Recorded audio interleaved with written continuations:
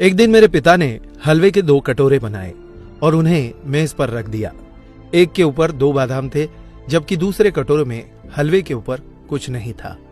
फिर उन्होंने मुझे हलवे का कोई एक कटोरा चुनने के लिए कहा, क्योंकि उन दिनों हम गरीबों के घर बादाम आना मुश्किल था। मैंने 2 बादाम वाले कटोरे को चुना। मैं अपने बुद्धिमान निर्णय पर खुद को बधाई दे रहा था और जल्दी जल्दी मुझे मिले 2 बादाम वाला हलवा खा रहा था। परंतु मेरे आश्चर्य का ठिकाना नहीं था जब मैंने देखा कि मेरे पिता वाले कटोरे में हलवे के नीचे 4 बादाम छिपे थे। बहुत पछतावे के साथ मैंने अपने निर्णय में जल्दबाजी करने के लिए खुद को डांटा।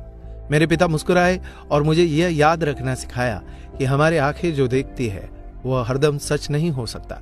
उन्होंने कहा कि यदि हम स्वार्थ की आदत को अपनी आदत बना लेंगे तो हम जीत कर भी हार जाएंगे। अगले दिन मेरे पिता ने फिर से हलवे के 2 कटोरे पकाए और टेबल पर रखे। एक कटोरे के शीर्ष पर 2 बादाम और दूसरा कटोरा जिसके ऊपर कोई बादाम नहीं था। फिर से उन्होंने मुझे अपने लिए एक कटोरा चुनने के लिए कहा। इस बार मुझे कल का संदेश याद था, इसलिए मैंने शीर्ष पर बिना किसी बादाम वाली कटोरी को चुना। परंतु मेरे आश्चर्य करने के लिए इस बार इस कटोरी के नीचे एक भी बादाम नहीं छिपा था।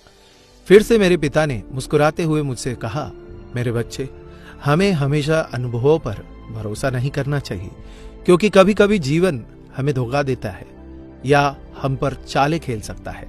स्थितियों से कभी कभी ज्यादा परेशान या दुखी न हो, बस अनुभव को एक सबक के रूप में समझो जो किसी भी पाठ्य पुस्तकों से प्राप्त नहीं किया जा सकता।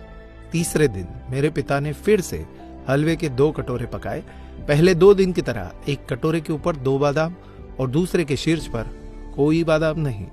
मुझे उस कटोरे को चुनने के लिए कहा जो मुझे चाहिए था, लेकिन इस बार मैंने अपने पिता से कहा, पिताजी पहले आप चुने। आप परिवार के मुखिया हैं और आप परिवार में सबसे ज्यादा योगदान देते हैं। आप मेरे लिए जो अच्छा होगा वही चुनेंगे। मेरे पिता मेरे लिए खुश थे। उन्होंने शीर्ष पर 2 बादाम के साथ कटोरा चुना, लेकिन जैसे ही मैंने अपने कटोरे का हलवा खाया, कटोरे के हलवे के एकदम नीचे 8 बादाम और थे।